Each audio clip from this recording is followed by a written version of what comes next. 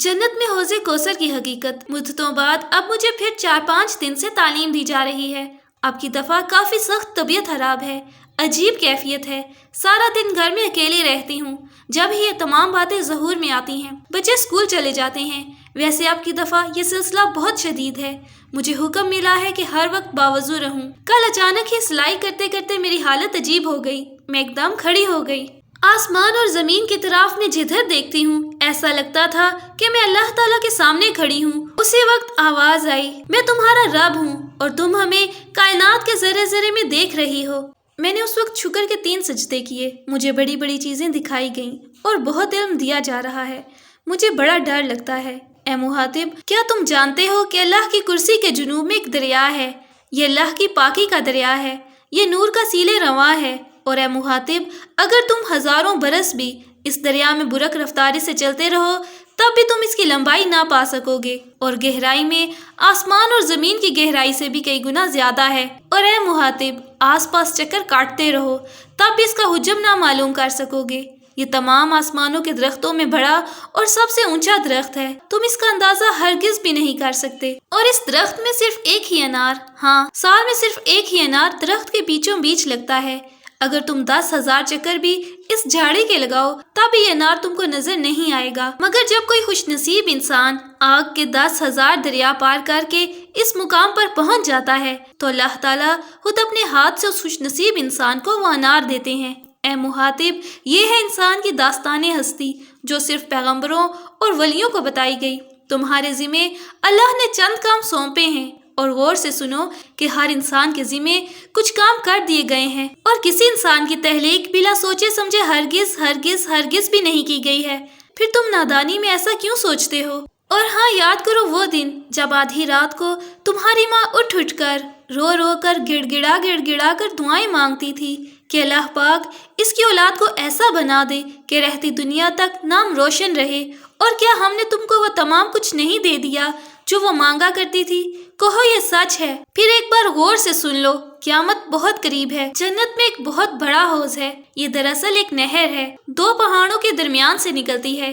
یہ نہر بہتی ہوئی ایک حوض میں گرتی ہے۔ یہ حوض بہت ہی بڑا ہے، اس کا نام حوض کوثر ہے۔ یہ حوض اللہ تعالیٰ نے حضرت صلی اللہ علیہ وآلہ وسلم کو دیا ہے۔ قیامت کے دن جب حساب کتاب ہوگا تو سخت گرمی سے گناہگاروں کی زبانیں نکلی ہوئی ہوں گی اور پیاس کے مارے برا حال ہوگا۔ تب فرشتے جنت کی سراہیوں میں آب کوثر بھر کر لائیں گے اور اللہ کے حکم سے حضور صلی اللہ علیہ وآلہ وسلم کے کہنے پر لوگوں کو پلائیں گے۔ جیسا کہ میں پہلے لکھ چکی ہوں، عالم برزخ میں ارواح کو جسم عنایت ہوں گے اور قیامت کے دن وہ انہی جسموں کے ساتھ عالم برزخ سے زندہ ہو کر نکلیں گی جب سے دنیا عمل میں آئی ہے۔ کچھ فرشتے اللہ کے حکم سے اس کام پر مامور ہیں کہ جب انسان مرتا ہے تو اس کے جسم کے اعضاء جمع کر دیتے ہیں۔ اب یہ اعضاء کس شکل میں ہوتے ہیں، حاکی یا نوری، میں نہیں جانتی، مگر صرف اتنا جانتی ہوں کہ ہر جسم کے کچھ حصے جمع کیے جا رہے ہیں اور انہیں فرشتے عالم برزخ میں رکھتے جا رہے ہیں۔ ہر جسم کے ساتھ ایک چھوٹی سی کتاب ہے، اس کتاب میں اس شخص کا نام اور تمام نشان وغیرہ درج ہیں۔ یہ تمام جسم بالکل ساکت ہیں، یہ بالکل بیکار سی چیز لگ رہی ہے۔ اب جب قیامت کا دن آئے گا تو ایک دن 40 برس کے برابر ہوگا۔ اس کے بعد 40 برس تک تمام لوگوں کو موت ہوگی۔ پھر یہ تمام ارواح 40 برس تک عالم برزخ میں رہیں گی، جہاں پر اللہ تعالیٰ بما اپنے فرشتوں کے ان تمام ارواح کو جسم عنایت کریں گے، دنیاوی اجزاء سے ملتے جلتے، حتیٰ کہ حد و حال بھی وہی ہوں گے جو دنیا میں تھے۔ البتہ عمر، جسم کے تناسب اور رنگت میں نمایاں فرق ہوگا۔ جب 40 برس میں تمام لوگوں کو جسم دے دیے جائیں گے تو پھر حشر نشر کا دن طلوع ہوگا، یعنی حساب کتاب کا دن، رزلٹ سننے کا دن۔ اس وقت پھر دوبارہ سور پھونکا جائے گا۔ سور کی آواز سنتے ہی تمام لوگ آنکھیں ملتے ہوئے اٹھ کھڑے ہوں گے اور حیرانی سے ایک دوسرے کو دیکھتے ہوں گے، مگر حیرانی کی وجہ سے گمسم ہوں گے۔ پھر خدا کے حکم سے زمین 2 ٹکڑے ہو جائے گی اور فرشتے ارواح کو حکم دیں گے کہ اب باہر آ جاؤ۔ اس طرح نہایت ہی تعظیم کے ساتھ سب لوگ باہر آئیں گے اور قطاروں میں ادب سے کھڑے ہوں گے۔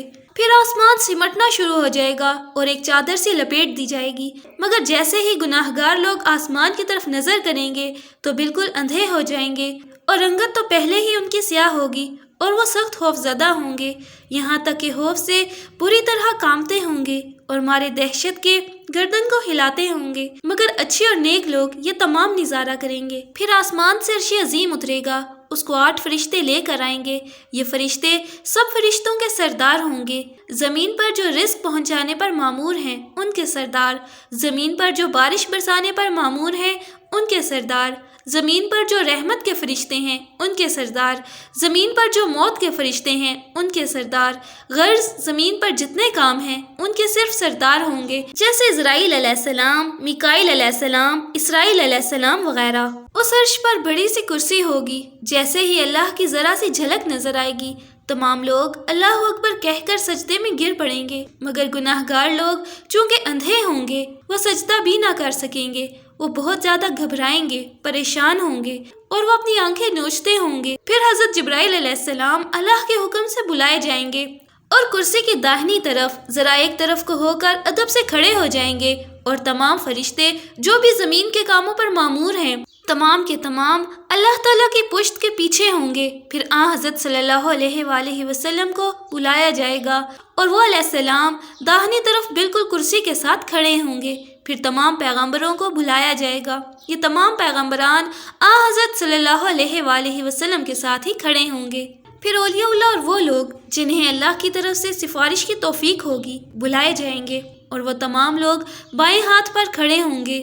ان سب لوگوں کو نام بنام اللہ کے حکم سے حضرت جبرائیل علیہ السلام بلائیں گے، اور جس طرح میں اپنی کسی پہلے خط میں لکھ چکی ہوں حساب کتاب ہوگا۔ فی الحال یعنی اس وقت کسی کو سفارش کی اجازت نہیں ہوگی، جب سب کا حساب کتاب اور تول ہو جائے گا جو اللہ تعالیٰ بنفس نفیس خود کریں گے۔ تو جنت میں جانے والے ہیں وہ جنت میں چلے جائیں گے، فرشتے ان کو راستہ بتائیں گے۔ پھر جو سفارش والے ہوں گے اور گناہ گار ہوں گے وہ الگ الگ کر دیے جائیں گے اور سفارش کی توفیق اور اجازت ہوگی۔ پھر اللہ جسے قبول کرے گا اس کو اس کی جگہ پہنچا دیا جائے گا۔ حضرت محمد صلی اللہ علیہ وآلہ وسلم ساری دنیا کے انسانوں کی سفارش کریں گے۔